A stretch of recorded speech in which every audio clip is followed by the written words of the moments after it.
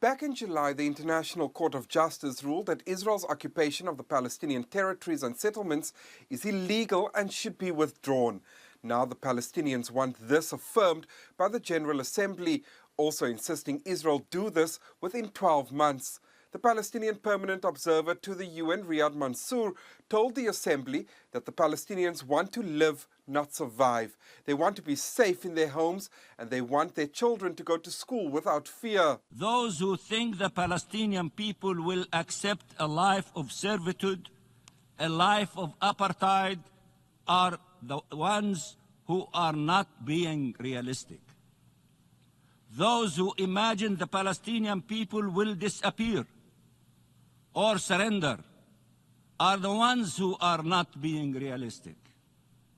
Those who claim that peace is possible in our region without a just resolution for the question of Palestine are the ones who are not being realistic. But delayed justice is denied justice. The right time to do the right thing is always right now. Israel, which has already rejected the draft, has accused member states of being one-sided.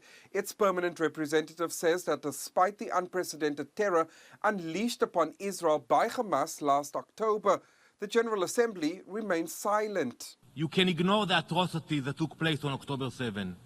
You can pass resolutions detached from reality. You can pretend you live on a different planet. But in the real world, outside these halls, we are doing the hard work. We are fighting terror. We are working to bring the hostages home. In the real world, there is justice and morality. In the real world, Israel will shape its own future, striving for both victory and peace. Israel will defend itself. While General Assembly resolutions are not legally binding under international law, they carry huge political weight.